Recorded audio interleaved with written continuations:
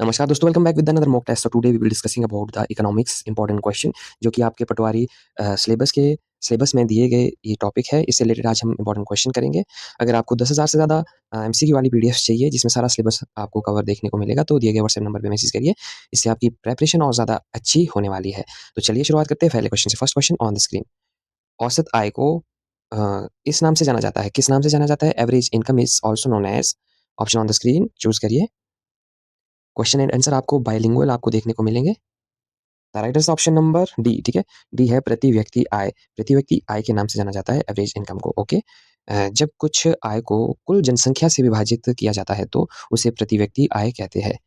Now move to the next question. Next question on the screen.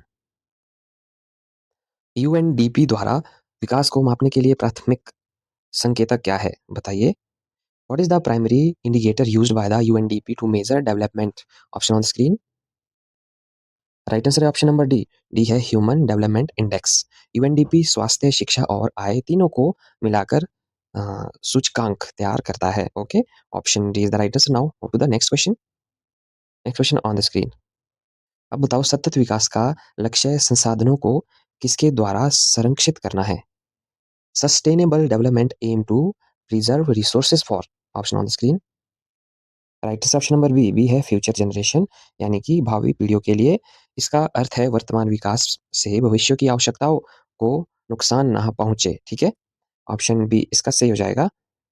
Now to the next question.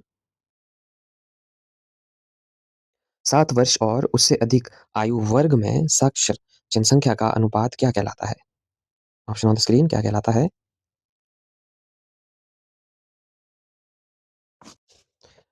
Right answer option number D. D है literacy rate, साक्षरता दर। साक्षरता जो दर शिक्षा के स्तर को मापने का एक मुख्य तरीका है। ठीक है। 7 वर्ष और उसके अधिक आयु वर्ग में साक्षर जनसंख्या का अनुपात क्या कहलाता है?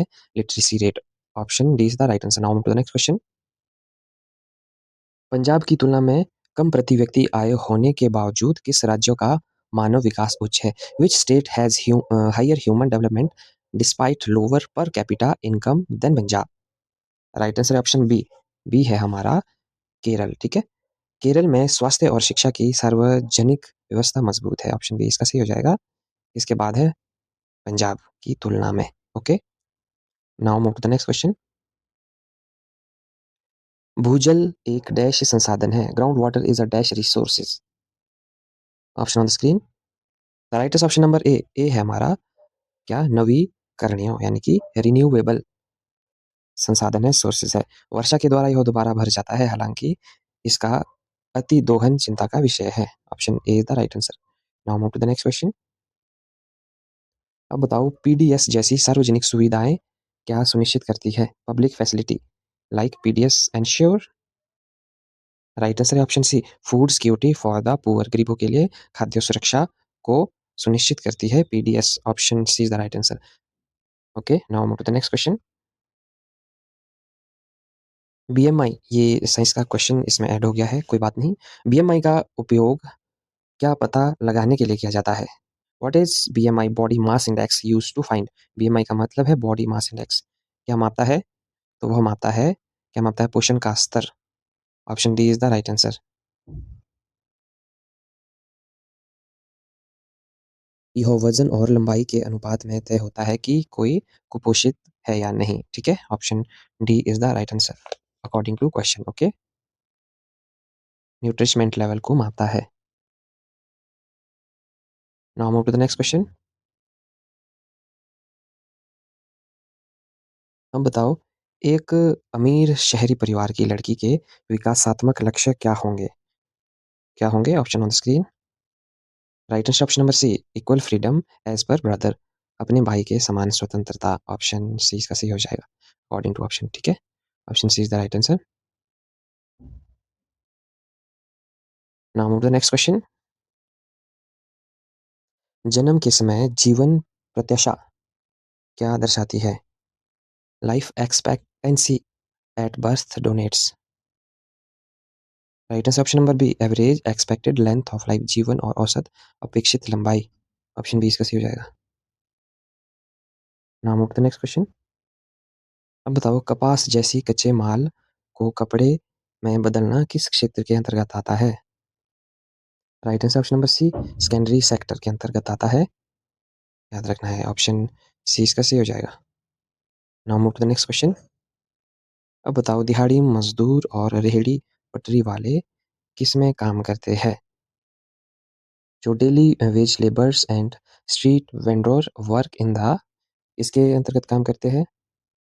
तो राइट आंसर है ऑप्शन नंबर बी असंगठित क्षेत्र, अनऑर्गेनाइज्ड सेक्टर में। ठीक है, ऑप्शन बी इसका सही हो जाएगा।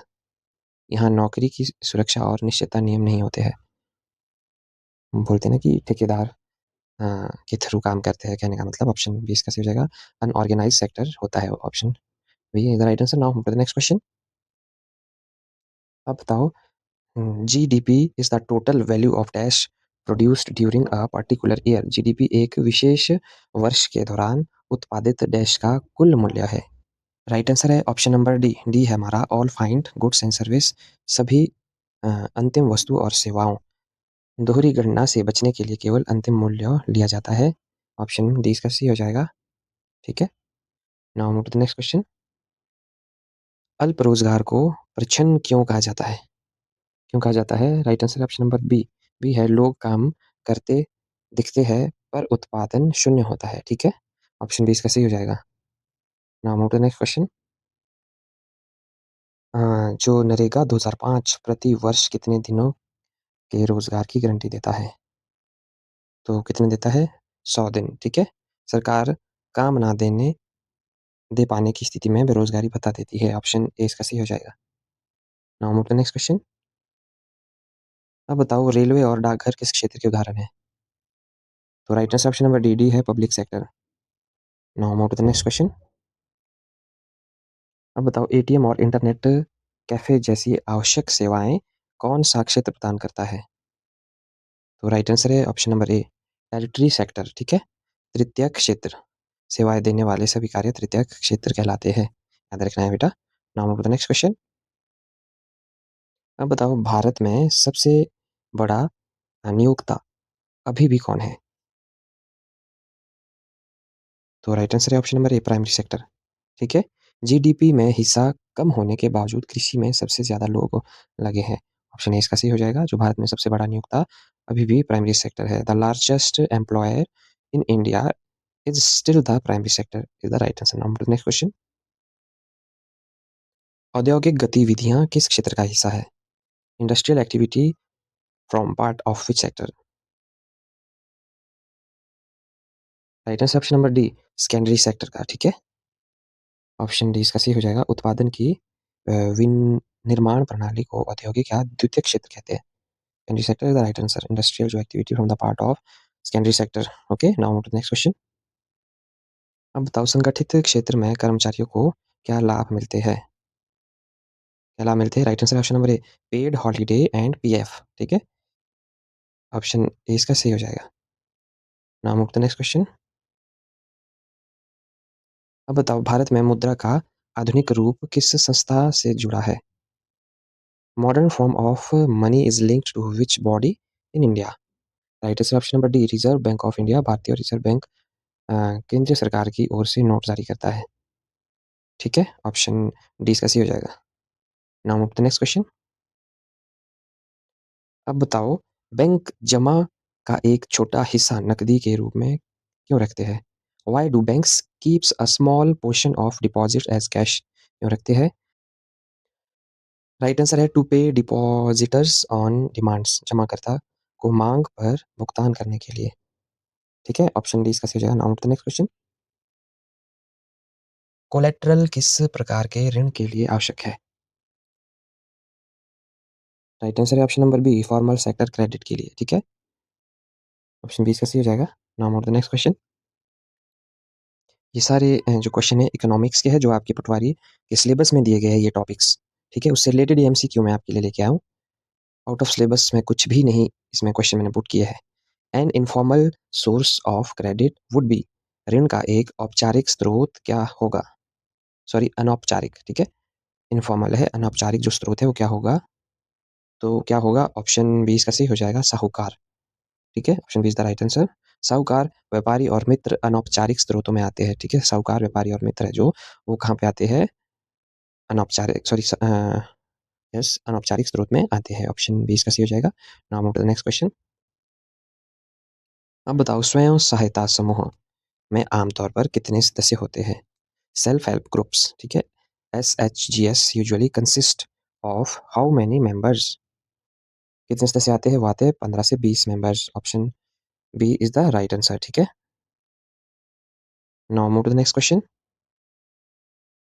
अब बताओ वस्तु अ, विनिमय प्रणाली की मुख्य समस्या क्या है? तो क्या है? ऑप्शन ए इसका सही हो जाएगा, आवश्यकताओं को दोहरा संयोग, ठीक है।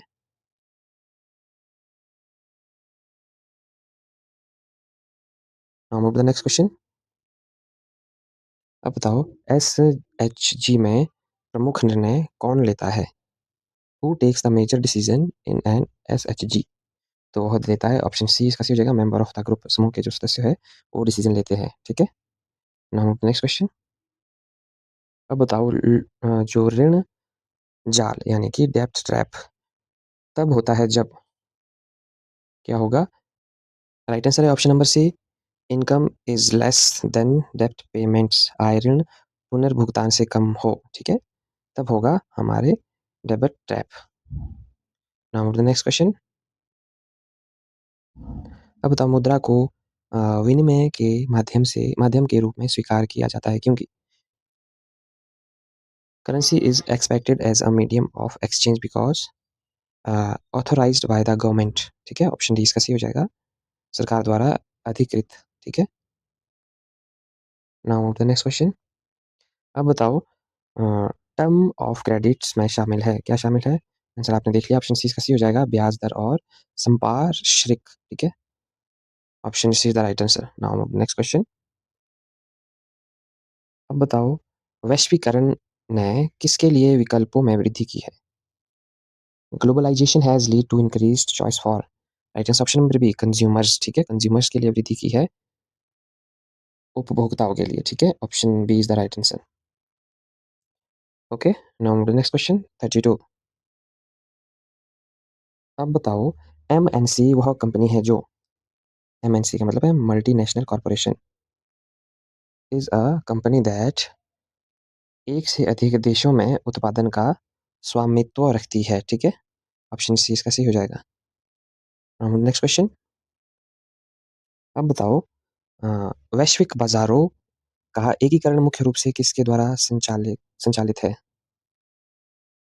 Integration of global market is mainly driven by, right answer option number D information technology, ठीक है, इंफॉर्मेशन टेक्नोलॉजी के द्वारा संचालित है। Option D is the right answer. Technology का जमाना है तो information technology is the right answer, option D, ठीक है। Now the next question. अब बताओ व्यापार के उदारीकरण का अर्थ है? Liberalisation of trades means, right answer option number A, A है रिमूविंग ट्रेड्स बैरियर्स, व्यापार बाधाओं को हटाना। ऑप्शन ए इसका सही हो जाएगा। Now the next question. WTO यानी कि world trade organisation aims at, WTO का उद्देश्य क्या है? क्या है? तो वो है लिबराइजेशन इंटरनेशनल ट्रेड, अंतर्राष्ट्रीय व्यापार का उदारीकरण। WTO वर्ल्ड ट्रेड ऑर्गेनाइजेशन का जो उद्देश्य है, ठीक है। ऑप्शन बी इसका सही हो जाएगा। Now move to the next question. अब बताओ ISI मार्क किन उत्पादों पर पाया जा सकता है? तो वह है ऑप्शन ए इलेक्ट्रिकल गुड्स, बिजली का सामान, ठीक है। जो ISI mark can be found on which products, होता है इलेक्ट्रिकल, बिजली का सामान के ऊपर पाया जाता है, ठीक है, पाया जा सकता है। ऑप्शन ए इसका सही हो जाएगा। Now the next question. अब बताओ सूचना का अधिकार RTI कब पारित हुआ था? राइट ऑफ इंफॉर्मेशन कब पारित हुआ था? तो वह हुआ था ऑप्शन डी, ठीक है, अक्टूबर 2005 में, याद रखना है। यह जनता को सरकारी कामकाज की जानकारी मांगने का अधिकार देता है। Very good. Now the next question. यदि उपभोक्ता किसी उत्पाद से असंतुष्ट है तो वे कहाँ मामला दर्ज कर सकते हैं? Right answer option C consumer forums, ठीक है। राइट आंसर ऑप्शन सी हो जाएगा, उपभोक्ता मंच। Now next question. अब बताओ PDS, ठीक है, public distribution system provide wheat and rice at, PDS प्रणाली गेहूँ और चावल किस पर प्रदान करती है? राइट आंसर है ऑप्शन ए सब्सिडाइज्ड रेट्स रियायती दरों पर, ठीक है? ऑप्शन ए इसका सही हो जाएगा। Now move to next question. पीले राशन कार्ड आमतौर पर किसके लिए होते हैं? येलो जो ration card are typically meant for.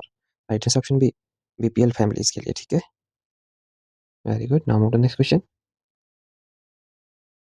अब बताओ, भारत में गरीबी अक्सर कैलोरी में मापी जाती है, ग्रामीण आवश्यकताएं कितनी है? In India poverty is often measured by calorie intake, rural requirement is। Right answer है ऑप्शन डी 2400 क्या है कैलोरी प्रति व्यक्ति प्रतिदिन। ऑप्शन डी इसका सही हो जाएगा। 2400 याद रखना है। Now to next question.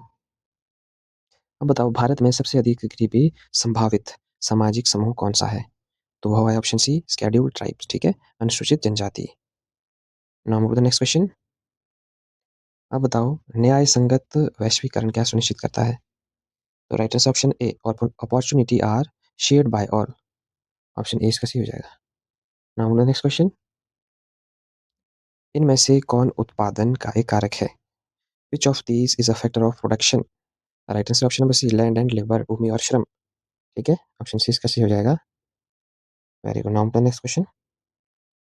अब बताओ, आर्थिक जो विकास का तात्पर्य है, economic development refers to. Right answer option B total growth.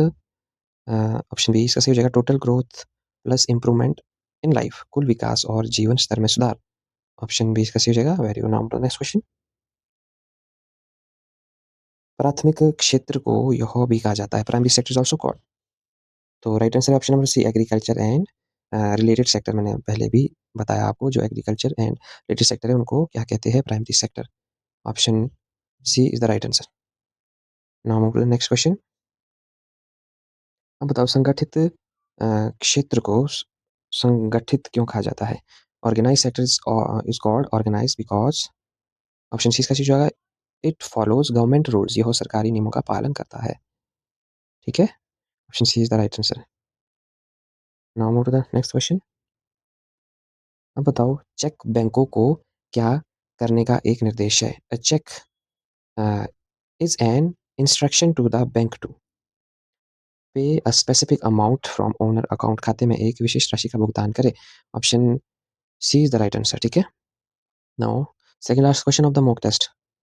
WTO के नियमों का मुख्य लक्ष्य क्या है? Right answer option A facilitate free trade, मुक्त व्यापार को सुविधाजनक बनाना, ठीक है? ऑप्शन ए इसका सही हो जाएगा। Now last question of the mock test. What does buffer stock means? Buffer stock का क्या अर्थ है? इसका आंसर आप मुझे कमेंट बॉक्स में बताएं। अगर आपको पता नहीं है तो सर्च करके आप कमेंट बॉक्स में ज़रूर बताएं। इससे क्या होगा, आपकी क्वेश्चन के साथ इंटरेक्शन हो जाएगी, आपको ये बफर स्टॉक याद रहेगा, ठीक है? तो यह थे 50 इंपॉर्टेंट क्वेश्चन। मिलते हैं नेक्स्ट मॉक टेस्ट में। तो I am sorry for the late video uploading because मैं थोड़ा-सा बिज़ी हूँ, उस कारण से मैं वीडियोज़ को अपलोड नहीं कर पा रहा हूँ। अगर आपको अपनी तैयारी करनी है तो आप इस कोर्स के साथ जुड़ सकते हैं, जो कि मैंने आपको वीडियो की स्टार्टिंग में भी बताया है। इसमें आपकी तैयारी और ज़्यादा अच्छी हो जाएगी, ठीक है? Thank you and take care and bye-bye.